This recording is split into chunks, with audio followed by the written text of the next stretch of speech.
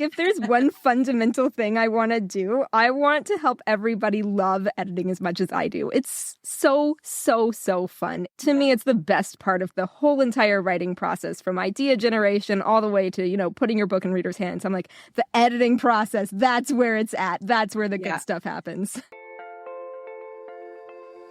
Welcome to the Fiction Writing Made Easy podcast. My name is Savannah Gilbo, and I'm here to help you write a story that works. I want to prove to you that writing a novel doesn't have to be overwhelming. So each week, I'll bring you a brand new episode with simple, actionable, and step-by-step strategies that you can implement in your writing right away. So whether you're brand new to writing or more of a seasoned author looking to improve your craft, this podcast is for you. So pick up a pen and let's get started. In today's episode, I'm talking with Alice Sudlow, a developmental editor and book coach who helps fiction writers transform their rough drafts into polished manuscripts. Alice is an expert at helping writers craft powerful stories by making every scene unputdownable, and she's the host of the Your Next Draft podcast. If you've ever finished a first draft and then felt completely overwhelmed about what to do next, or if you're stuck in what Alice calls line editing purgatory, endlessly tweaking sentences without actually improving your story, then this episode is for you. Alice and I dive deep into why the revision process feels so overwhelming for most writers, and more importantly, she shares her 5-phase revision framework that takes you from messy first draft to a manuscript you can be proud of. We talk about why you need to step away from your words and think big picture first, how to create different types of outlines that actually help you see what's working and what's not, and why separating the thinking from the execution is the key to efficient, effective editing. So whether you're someone who loves the editing process or someone who absolutely dreads it, you're going to walk away from this conversation with a clear roadmap for tackling your revisions, and maybe even some excitement about diving back into your draft as well. So without further ado, let's dive right into my conversation with Alice Sudlow. Hi, Alice. Welcome to the Fiction Writing Made Easy podcast. Hi, Savannah. I'm so excited to be here. I'm so excited to have you. And for listeners who might not know this, Alice and I got to know each other, almost 10 years ago, I think at this point, in a little place in Nashville. We were training to be StoryGrid editors together. So we have a long history, but surprisingly, the first time I've had her on the podcast. Yeah, it's amazing. It feels like a long time coming. Yeah, long time coming. So I gave you a little introduction already, but can you tell my audience in your own words who you are, what you do, and things like that? Absolutely. So I am a developmental editor and book coach. And what I do is I help writers who have already, gotten about as far along in their drafts, in their editing process as they can. I help them turn those drafts that they feel like have more potential in them into really amazing stories. So I come in, I don't start at the very beginning with writers. I like to start in when the story is already developed and they have a really strong idea for what they want the story to be. And then we get into this refining phase where we start with the big picture, making sure the story structure really works, and then we go all the way down into the scene level and that kind of late stage refining to give it the last polish so that they're ready to query and pitch or self-publish. I have writers who go both ways. So I work with clients one-on-one. I have a course that I work with people through scene editing, scene revision, and I have a podcast called Your Next Draft that is all about the editing process because I love editing. Can't get enough of it. Yeah, and we will link to all that in the show notes, but I think what listeners are going to pick up on is that you're very excited about this part of the process. And for most people, this is not an exciting time. So if it were me and I was a writer out there, I'd be like, wow, I can't believe someone loves this as much as Alice does. Like, I want to get that energy in my revisions. So we will link to where you can find Alice around the internet in the show notes. My goal is to spread editing joy. Like, if there's one fundamental thing I want to do, I want to help everybody love editing as much as I do. It's so fun. To me, it's the best part of the whole entire writing process, from idea generation all the way to, putting your book in readers' hands. I'm like, the editing process, that's where it's at. That's where the good stuff happens. And it's funny because I personally agree with you. It's my favorite part of the process. I love the time of making your vision match what's on the page or vice versa. So I think it's super fun. But I know a lot of people are very overwhelmed by it because it does feel like an insurmountable task. I mean, sometimes you're working with over 100,000 words and you're like, what do I do with this? And because no one really trains you how to turn a first draft into a really great story. There are a lot of resources out there that you can hunt down, but I think it's really intuitive for people when they have a story idea, even if they've never written anything before, to sit down and go, cool, I'm going to write a really long document and then I'll have a book. But after that, the map is a lot less clear. And so it kind of feels like, great, now I have a giant task ahead of me with no instructions and I don't know how to do this. I don't know how to take this from idea to a really polished book. And I think that's part of the reason why people don't love the process, is just because it's very unclear coming into it what you're actually trying to do. Totally. And I think that's actually really interesting because you're right that there are a lot of resources on like how to craft characters, how to outline your book, how to do XYZ when you're trying to start. But then once you have that draft done, I mean, luckily we have your podcast now and some other great resources that have come out of kind of this wave of coaches and editors coming on the scene. But before that, it's almost like people needed to rely on someone else to tell them how to do it or to do it for them through like developmental editing or whatever. But now, you know, people like you are making it easier to do it ourselves. Absolutely. And I've talked with several writers who have said things like, I had to invent this process myself. I had to engineer an entire revision strategy, and it took me years to figure out the process that I would go through to edit my book. I had someone who reached out to me last week who said that, and she was like, I love the process that you lay out because it is the thing that I've had to figure out myself over the course of 5 years, and you've just put it all out there. Yeah, so no more reinventing the wheel. Alice is going to give you her framework to use. But I also think it's interesting, Alice, tell me if you think this is true or false, that we're going to talk about using a lot of the same tools that we use for writing and outlining a book, but it's just we're kind of looking at them and the manuscript through a different lens. Would you agree or disagree with that? Absolutely.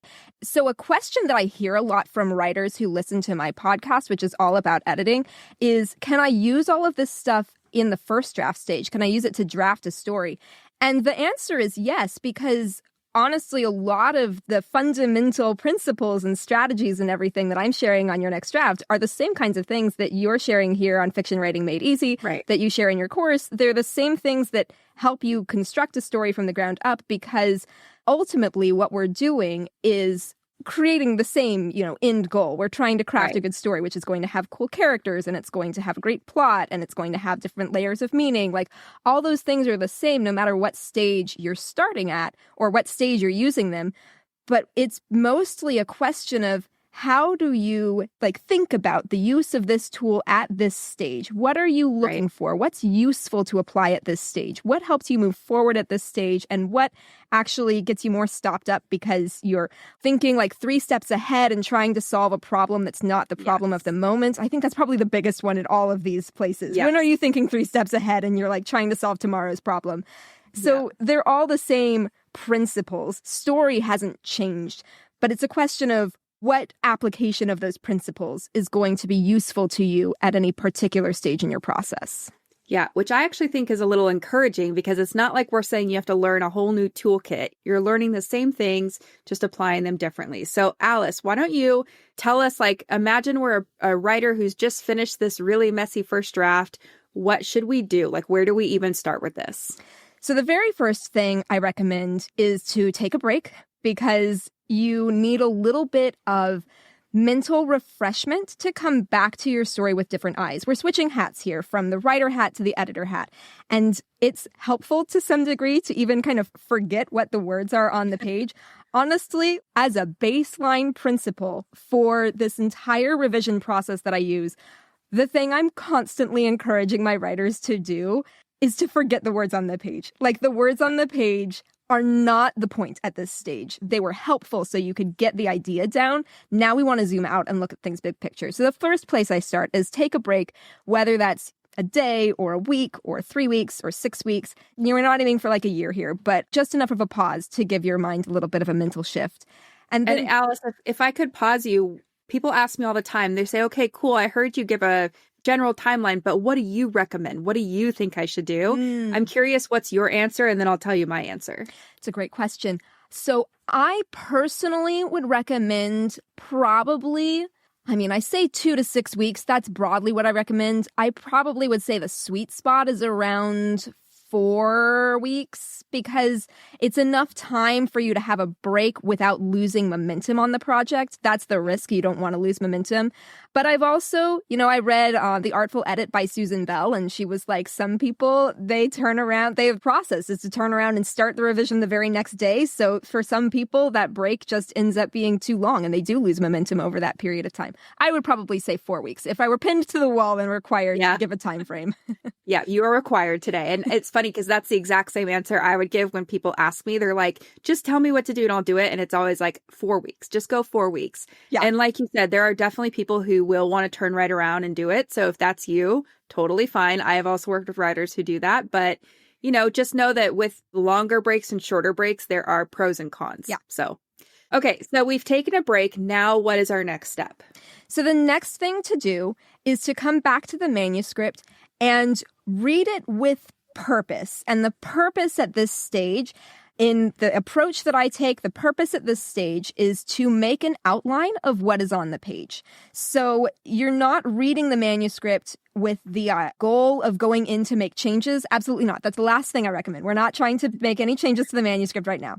One more time for the people in the back, Alice. Do not make changes to the manuscript at this stage. You're just going to be like putting in energy in the least efficient way. Things will be different, but they won't be holistically improving the manuscript on the whole. Yeah. So we are not here to make changes. We're also not really here at this stage to look for things to change. Those ideas are going to come up. And so I recommend keeping a list to the side where you're writing down all of the ideas for things that are coming to mind as you're going through this, but you're not even necessarily going to look for those things. All we're trying to do is to go into the manuscript and create an outline of what is there. And there are a few different forms that this outline can take. It can be really, really brief and short. I've made outlines of manuscripts that are just reminders for me of what each scene basically is, where I just write down like 5 words to describe the scene. But really at this stage, what I think is most helpful is if you challenge yourself to summarize what is on the page and capture both what is happening, like what literally the characters are doing, and also why that matters to the story, how it impacts the plot and how it impacts the characters internally. And what you will do as you do that, first off, you'll condense the story down into a document that's way easier to manage. You will no longer have to hold 100,000 words in your head at a time. You will just have to hold 5,000 words in your head. And that's so much easier. But also, you're going to see, oh, wait, I can't figure out why this scene matters. There's no answer to that. And that's going to be a really illuminating thing that will just start already sparking ideas for noticing what's working really strong in the story and where you've got some weak spots.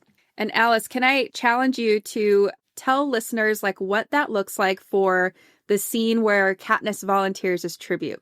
What would like describing the external and the internal look like? That's a great question, and I haven't read that scene in a while, but I'm going to imagine that I have. So where I get plot things wrong, we'll just I'll help fill in the gaps. Perfect. So I would, in the shortest version, it's Katniss volunteers as tribute. That's a really short, key here. But in the longer version, I would probably write a paragraph that ranges from about 50 words to 100 words, in which I would say that Katniss goes to the, what is it, the choosing? Reaping, The reaping, that's it, She goes to the reaping and she watches as multiple people are selected, and that is stressful, but it's not directly harming her. And then Prim is selected, and she realizes that if she doesn't do anything, then Prim is going to die. There's just no way around that. And so she raises her hand and volunteers for the reaping, which puts her in the crosshairs to potentially die in this story, but it will save Prim. And then she is selected. So now at the end of that, Katniss has been selected for the Hunger Games. She is joining the Hunger Games, and she has saved Prim. So that is rough and dirty, but it's got in there what's literally happening and how it's impacting Katniss. And you can break that out in different ways. You can describe the action first and then say this is how it impacts her, or you can weave them in together. But we've got both of those pieces there. Right. Great job on the fly there, Alice. Thank you. You got it all. Did I get the plot right? You got it all right. Yep, you're good. Okay, so we're creating this outline and we're jotting down what happens in the scenes, why it matters to the characters. And like you said, there are going to be places where, both parts are broken. One of the parts are broken, right? So maybe I see this happen where writers are like describing a scene where it's like, these two sit down for coffee and they're like, I'm so bored with this summary. And it's like, yeah, that's probably what's happening to readers when they read this page, right? So we're just kind of, like you said, framing the story in a shorter, more concise way. And then what do we do with it? So the next thing is, I'm assuming at this point, as you have gone through that story and noticed, oh, the scene with the characters getting coffee is really boring. You've probably made note of that in your list of notes about your story. Now, what I recommend is to go down to base principles. So when I'm working with a writer, I read this outline and then we set it aside for a while and we use it as reference when we need to remember, okay, what did Katniss do in that scene? Yeah. But we don't actually even make any changes to that outline at this stage. We go back down to base principles, and I recommend that you ask yourself really fundamental questions. So that would be, in fact, let me pull up my guide here that I'm building out with the list of questions that I ask. That would be, why are you writing this story at all? Let's just start there. What's the purpose of this story? What is the point of this story? So what is kind of the meaning that this story is carrying underneath it? Every story does have a point. So we're not trying to be super didactic here. We're just trying to acknowledge what movement is happening in this story. Right. What is your character's goal? What are they trying to accomplish in this story? What are the stakes of the story? Do we have life or death stakes? Do we have success or failure stakes? What are the stakes in this story? What's the character's arc of change? This is kind of related to the stakes, but it's the stakes on the inside of the character. How are they going to be different at the end of the story than the beginning of the story? And what is the genre of the story? And I ask that one last at the end of that list because all of those other questions are going to give you clues to the genre. And so the genre is kind of like doubling down on, okay, now that we see all of these things, they point us here. I know that I think that you encourage your writers to go into their first draft process with some awareness of what their genre is. So some of these questions, again, because we're using the same tools at different stages, some of these questions are going to be easier to answer because you've already answered them. But sometimes those answers change, over the course of your drafting process. Sometimes they shift. Sometimes you discover new layers to them. So now we're going back to these questions and doubling down. And then the last one in that stage is, what is the story's point of view? Which is, I ask it at this stage, I kind of hold it to the end because that's really about how we're presenting the information to the reader. All those other ones, though, they're about what information are we trying to present? So that's what I do at this stage, is we ask a ton of fundamental questions about what the story is. I love that. And that's what I do too when I'm working with writers. And I feel like sometimes there's this instinct to want to skip it because you're like, I did this already. Or, of course, I'm writing a fantasy. There's magic, or whatever. What would you say to those people who are inclined to skip this step? I would say, first off, I get it because it feels like you've done this already, and it feels like the work is to go into the manuscript and start making things better. But the reality is, this is the heart of revision. This is the heart of the editing process. This is where the magic happens. And your story will... I honestly feel like I kind of have to, it's like a lobster boiling in a pot situation, convincing my writers in my story clarity process that, yes, this is worth doing. It's like around call 2 or call 3 of a 4-call engagement that they're like, oh man, I get it. I see it. Yeah. I hadn't seen all of this here before. So we kind of have to ease our way in. But this is the heart of revision. And you will discover, if you take this part of the process really seriously, if you do it really intentionally, if you allow yourself the time to have the deep thoughts in this space, you will find the keys, the hidden keys that are woven in underneath everything else that you've written. You'll find the hidden keys that make your story far more rich, far more engaging, far more exciting, and that make the actual making the changes to the manuscript part way easier. This is where we figure out how to make those changes. This is absolutely worth it. And I think, people, they tend to want to skip it, because they feel like they've already done it. But like you said, things change. I think we should almost always count on things changing between our plans and what we write.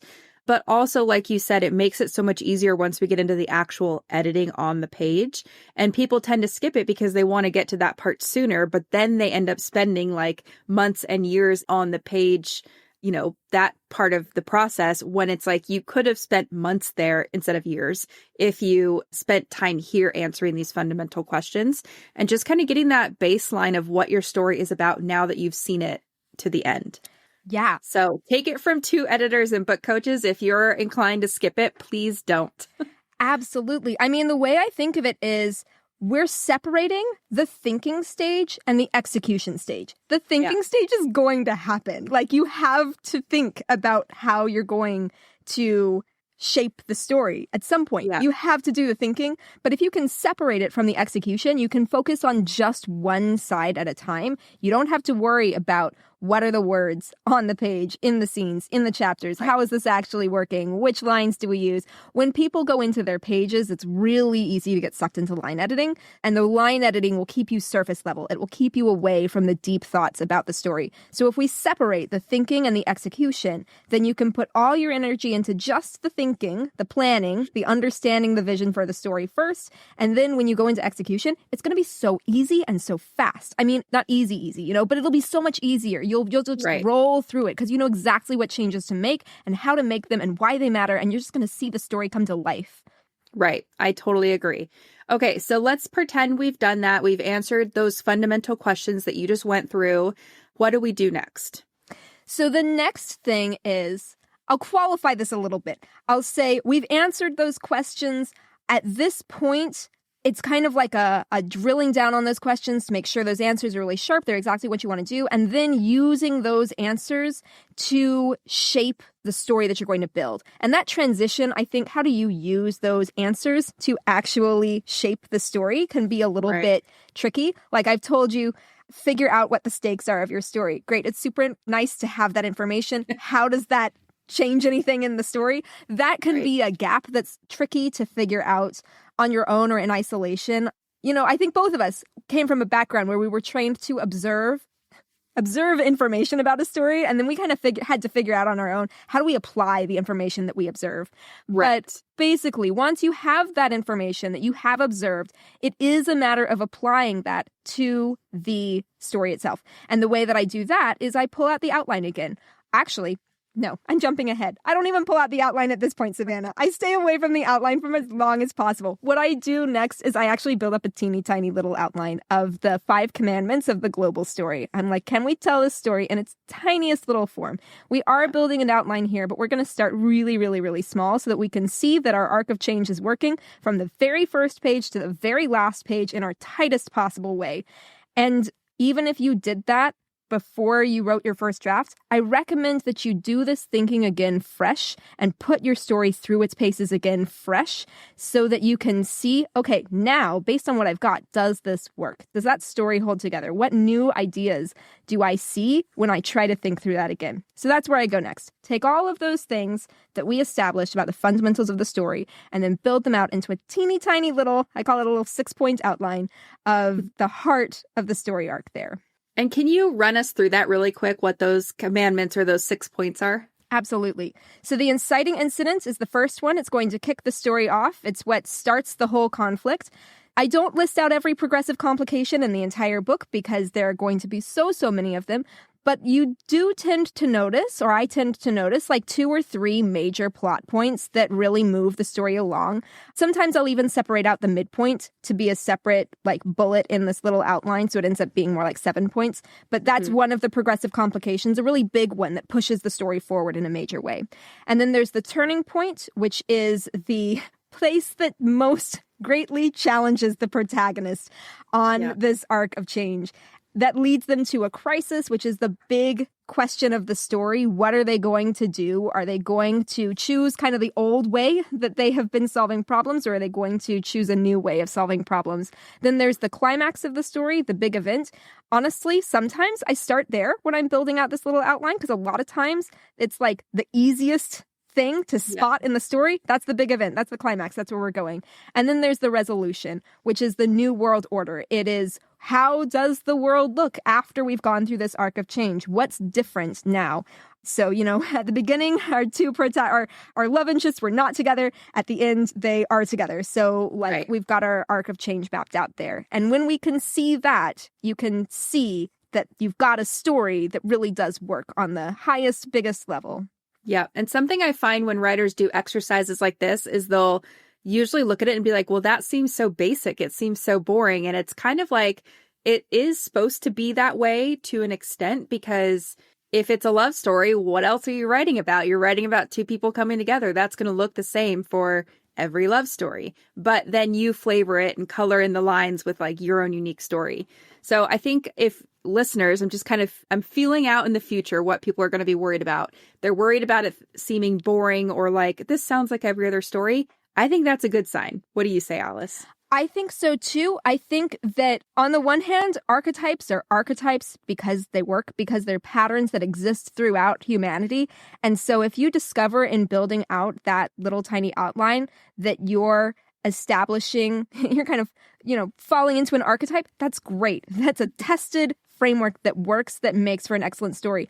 And also, exactly what you're saying. You're going to color in the lines. You're going to make it your own, uniquely different with your setting, with your characters, with all of the details that you add in. I think particularly for me at this stage, the thing that feels to me like it's most unique and owned by the writer is the crisis question. What are the stakes that specific protagonist is facing in that specific question? There's nuance, there's flavor there. And what's the solution that the writer sees to that question? That tends to be drawn from, at least the way that I approach this, I look for how can we draw that out of the writer's own personal experience. So when I'm coaching a writer through all of those initial questions about, the point and the genres and everything, I'm going deep. I'm like, let's get some journal prompts about when you went through this really big experience in your life. And what we find there is these layers of highly specific nuance that then shape that crisis question. So even if this is, girl meets boy, boy gets girl at the end, great, but that crisis, that is hyper specific to the writer, and it's based on what their experiences are that they're drawing from their own life to say, cool, we've got this big archetype that makes for a great story, but this is how it's personal and unique to me. Yeah, I think that's so true too. And that ties back to theme, which is usually also more specific. Yes, it's about true love winning or whatever, but it's like, how does true love win? How do we get the boy and girl together or whatever? So I think I totally agree. Okay, so now that we've done all that, let's pretend we're following along with this process. We've created our outline. We've created our 5, 6, 7-point little mini outline. What's next? So then I take that little mini outline and I start expanding it. And I really love the 5 commandment framework. I love it because it's fractal. So it works at every level of story. If you can figure out how to use it on one level of story, congratulations, you've got a key to the entire thing.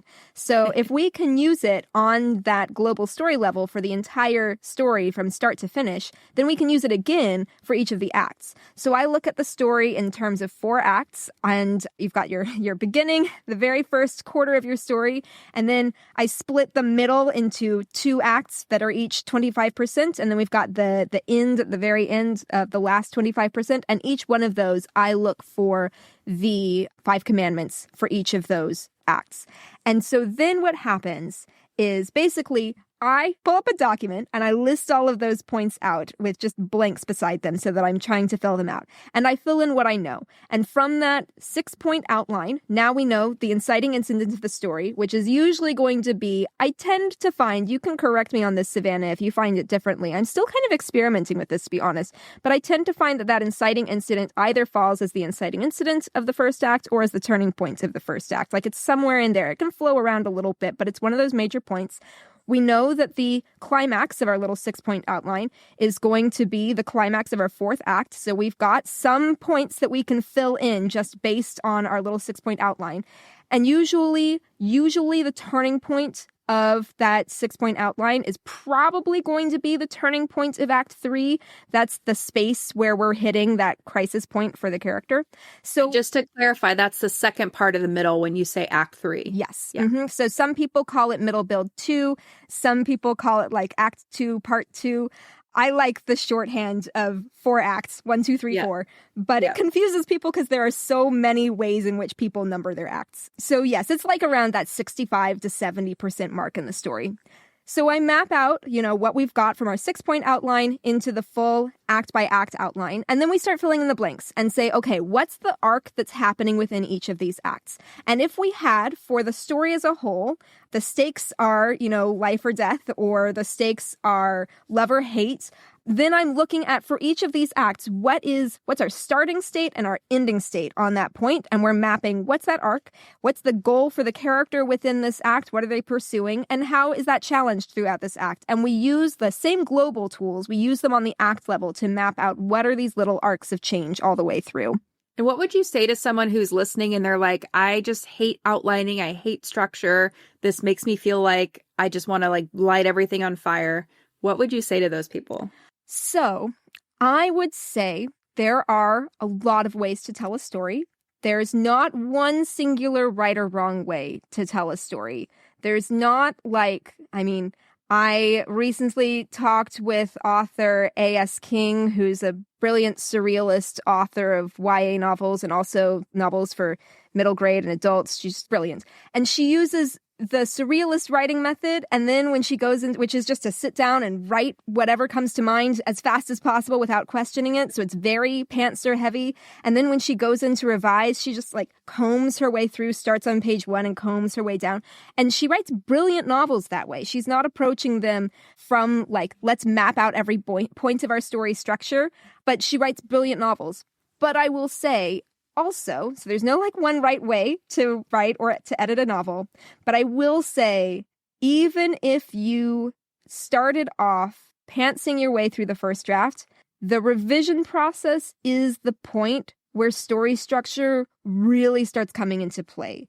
Because the goal of this whole revision process, we're talking specifically second drafts here, but we're also talking, I would say, any story that hasn't yet gone through this fundamental structuring of the story. I've seen, 10th drafts that someone has worked on for 10 years, and the story hasn't had this structure built in. They've got lots of beautiful language, but they've never put the structure together. At some point, you've got to have a story with structure to it. Otherwise, you end up with a narrative that just rambles out into the weeds, that doesn't have an arc of change that your reader can't make heads or tails of, and they go, well, I read a lot of words. I don't know what those words were doing, but I read them. Yeah. So at some point, your story needs structure, and this process, you don't have to be as structured as this in your process. You can also outsource this. You can come work with me. You can come work with another editor who will do this kind of analytical thinking really on the back end, while your experience is I'm asking you a ton of questions where I'm saying, cool, what do you believe about, love, about life, about friendship, about anything? And then I've had writers who sit there going, I don't even know how you did this. It doesn't feel like we're working. We're just having a conversation. And suddenly I figured out the whole end of my quartet here. And you can feel like that on the writer's side if you bring in an editor who can do this strategy on the back end for you and then kind of present to you, well, this is the structure you've laid out. Does that sound like what you want to do? But the structuring of the story has to happen at some point in order to create a story that is going to engage your readers. So if you want to fast track that process a little bit, you can use these structural tools to give you some handholds in that. Otherwise, you can move through it via intuition, and it's not that doesn't work. It's just probably going to take you a while to end up at a story that really clicks. And I think that piece about outsourcing is really important because a lot of people who are the more creative, I don't want to structure my story, they're going to maybe feel a little handcuffed by any kind of structure. And like you said, that's my experience too, working with writers at this stage where we just ask a bunch of questions and then let your editor kind of carry that burden for you, and you get to still be that creative brain. So, that is an option. I think sometimes people forget that that's an option. So I just want to remind everybody. Yeah, absolutely. Okay. So Alice, what is up next after that? So we've got our little 6-point outline and we've got our act by act outline. At this point, I expand that into a scene by scene outline. So my goal now is we've done the hardest part of the work. I'm just going to plant a flag there and say we've done the hardest part of the work. We've figured out what the story is. We've figured out how that story arc takes place. And we've figured out what each act of the story is doing so we can see the momentum all the way through the story. The hardest part is done. So now we're trying to take that outline and expand it into a map that will make the actual revision process on the page of the manuscript as easy as possible. So what I do now is I expand that act by act outline into a scene by scene outline. And at this point, we can come back to that original scene outline that you created when you were first finishing the draft, and we can start making changes directly there. Like we can start pulling out, okay, just move scenes around or add a new scene here or cut this scene. It can be like you've got this modular document where you're moving your puzzle pieces around to fit your map, the larger kind of vision you've created.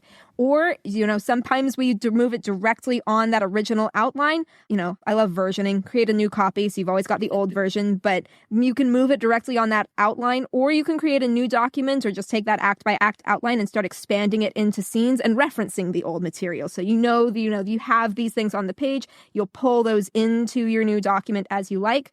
But basically our goal here is to create an outline that lists out every scene so that when we go to the manuscript, we know what scenes are going to be there and we know really easily what material to cut. And at this stage, I like to write down, whatever information you know about those scenes. So if you want to keep the same kind of format from that original scene list where we're describing the external action and also the internal world for the character in the span of about 100 words, that's great. If you're like, hey, I don't want to be restricted on this one anymore. I want to put all the detail in so I really understand what's happening in this scene. I can see things in my mind. I've got ideas of particular details that need to go on the page. Great. Get that down on the outline and hold that there as your kind of guide so that when you get to the manuscript, it's all there and all you've got to do is execute. So that's our step there, is turn that act by act outline into the scene by scene outline. Awesome. And just for anyone listening, imagine having not done all that big picture work and kind of saying, what is my North Star? Where do I want this draft to go? And sitting down and looking at 100,000 words on paper, that's really overwhelming. No wonder so many people don't like the editing process, right? Yes. So I think all the stuff Alice covered already is super important. And yes, it will take time. It should take time. It's valuable thinking that you're doing. And then once you get to this stage, you're kind of just hitting the ground running, which is great. Exactly. You go back into that manuscript and, I'm not going to downplay the amount of work that this takes or ever say that this process gets easy. I don't think that that's ever quite the right word to use for this, but it's so much easier. It's so much more directed and targeted. You'll open up that manuscript and you'll be like, I already know that pages 25 to 32, they just need to go. I can just cut them right out. It'll take me 2 minutes to do that. I already know that I need to write this scene over here halfway through the story. And it's so clearly pictured in my mind because I've spent all of this time thinking about how the story arc goes together and what that scene does for the story and why it's so important, that now it's just already in there. All I have to do is transcribe the idea that's already been built up. So when you get to the actual changing the words on the page stage, it becomes so much clearer what changes you actually make. And you get out of line editing purgatory, which is what I think about it when writers just open up their drafts. This is the bad way, not the bad way. This is the inefficient way to do a structural edit of your manuscript. Open up the draft, start at the top on page 1 and just start working your way through. You'll probably end up with 18 versions of chapter 1 because you're just never satisfied with it. And the final chapter is going to languish at the end, gathering dust. You'll never touch it. And in the middle, you'll just have all these beautifully polished sentences, but you'll be like, the story still has plot holes and none of these sentences have fixed the plot holes. This is how you fix the plot holes. Yeah. And I'm sure we could create a list over 100 people of we've seen do that just between us two as editors. People get stuck there and it makes sense why it's the first thing we go to because we wrote these words. We want to fix them. But you just get so lost in the weeds that it's super inefficient, not very helpful for you. And then you end up with something that doesn't work. And because, again, it was an intuitive process to write the first draft. And so the only map that we have after we've written the first draft, if we've never gone through the process of revising a book before, is to say, hey, well, I started on page 1 the first time. I'll just do that again. Start on page 1 and work my way through. And The revision process is just a different beast. Editing a book is a different beast from writing a book, and it needs a different process to support it. So it's like the key here. The tools that we use, the questions that we're asking, they're the same questions at any stage, but the process in which we use them is very, very different. The revision process is not like the editing process or the writing process. Yeah, and it requires more of a logical, analytical brain, at least when you're kind of going through those bigger questions. And then, so it's kind of like you wrote the book, you were in that creative side, even if you outlined, you're in that creative side of your brain. Then you pause and you go on that logical side. Then you can flip back because you have your plan. So it's like we all want to, I think a lot of us want to get back to that creative side and that creative process. And it's like this process and these tools will help you get there quicker and also make it more fun. Yes. And I think two things. First, you're both the puzzle maker and the puzzle solver. I didn't make that up. Somebody else said it recently. I forget who it was. I wish I could credit them. But you're the one who created the puzzle of the story, and you're also the person who gets to solve the puzzle of the story. And the creation of the puzzle was when you wrote the first draft, and now we're in puzzle solver mode, which is a different hat to wear when we're trying to put the pieces together.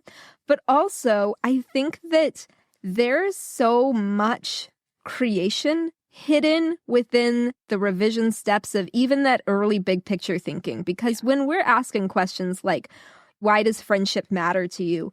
That's creation kind of space. And when you can outsource the analytical pieces largely to an editor, you get more freedom to stay in that creative space, because I'll ask you, what does friendship mean to you? You'll be in the creative space to think about that.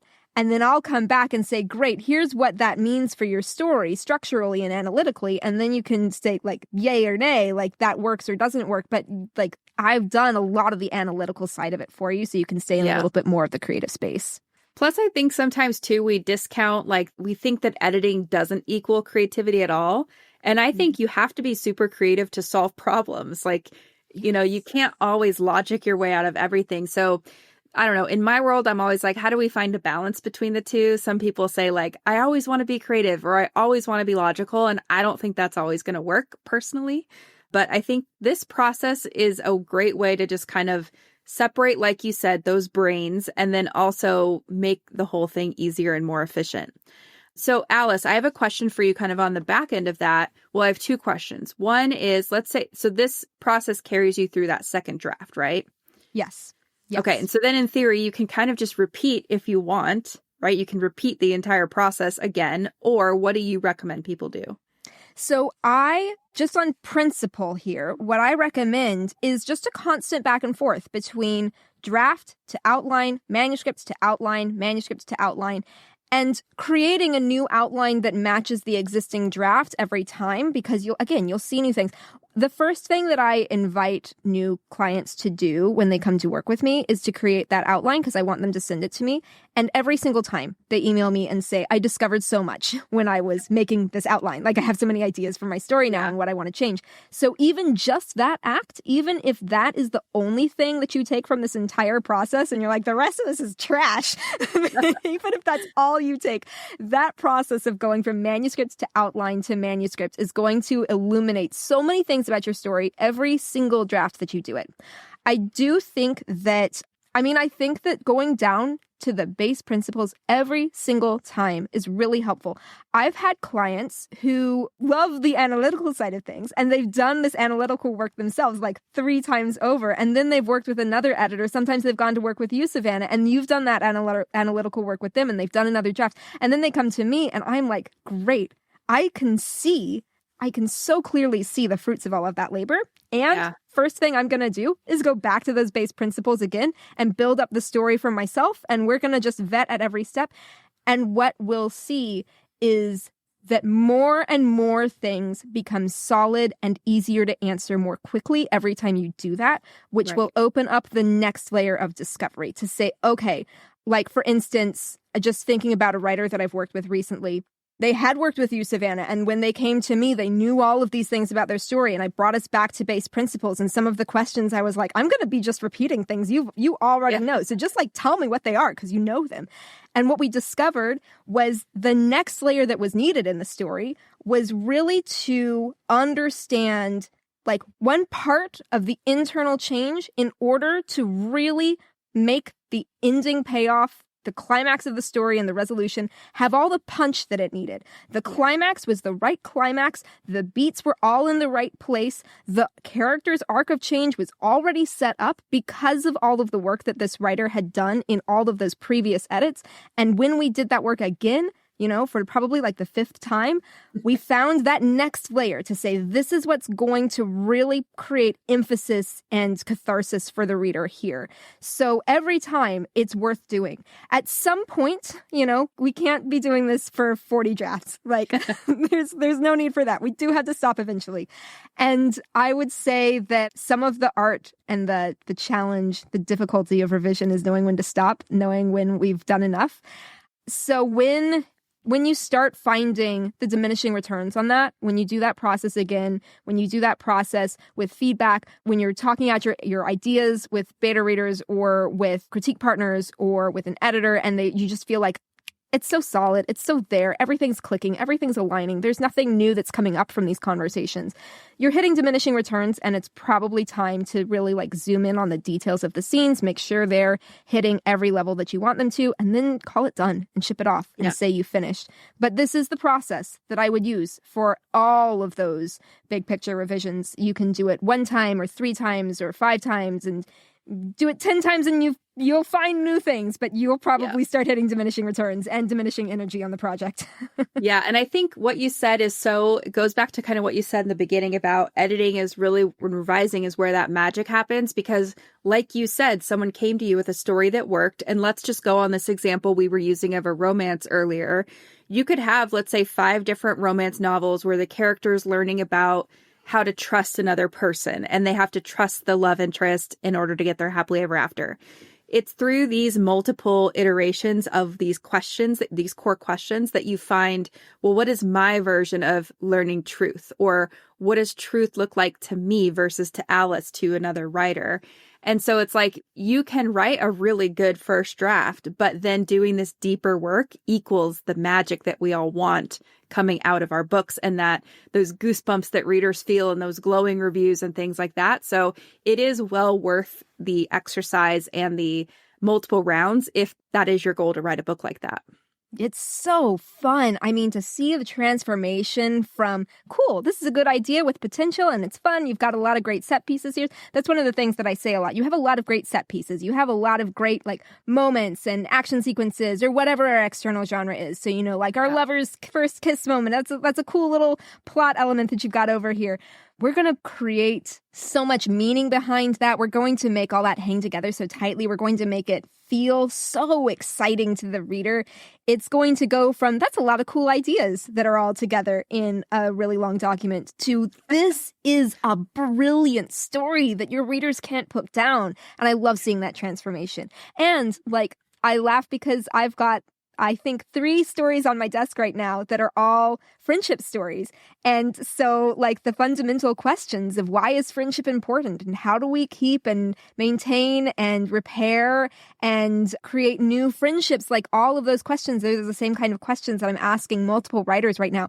But the stories are so different because every writer is coming to that with a unique take on the friendships they've experienced in their lives, the reasons why friendships are important to them, the things they want to say to a different set of readers, whether those readers are, 10 years old or 40 years old, whether they're readers who love fantasy worlds or they're readers who are really struggling with something in their work lives. They're all stories about friendship, but there's a uniqueness from every single writer that makes every one of those so fun to explore on their own terms. Yeah. And I think this is what people mean when they say write what you know. Mm-hmm. Yes, it could be true that maybe you were a nurse in a past life and so you're writing a medical thriller or whatever. That is one layer of it, but it's also what is your personal experience that makes your story more you and more unique.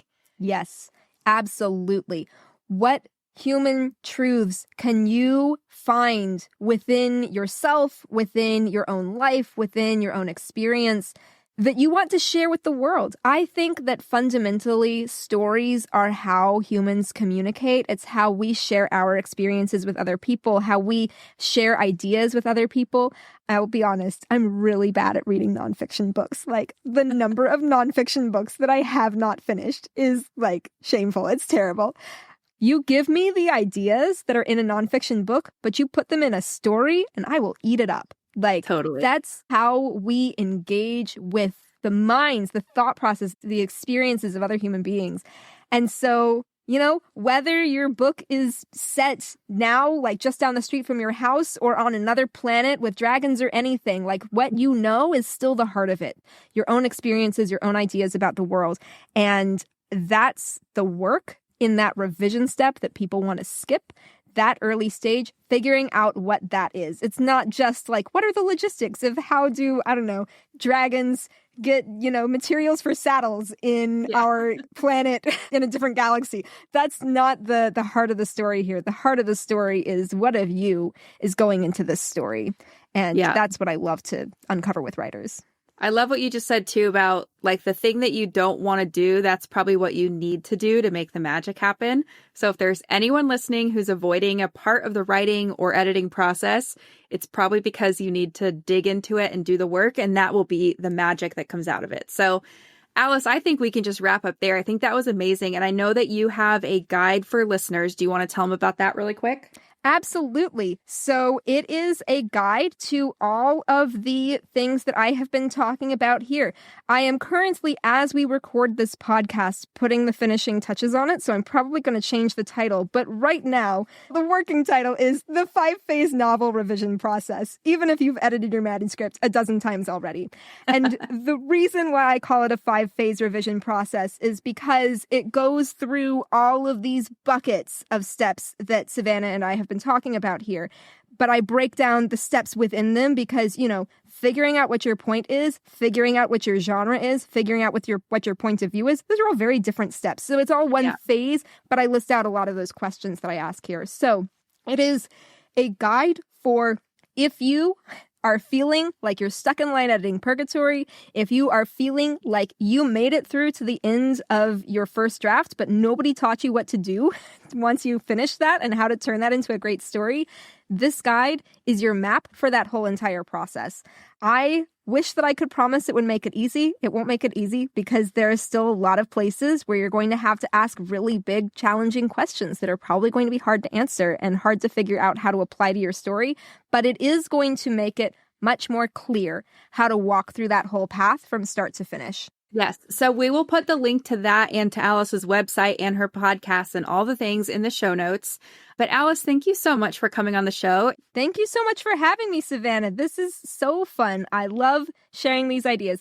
This revision process we've been talking about is the things that I think that every writer should know, and yet nobody knows them. So I'm really glad to get to share them here and glad to get to join you on Fiction Writing Made Easy. So thank you.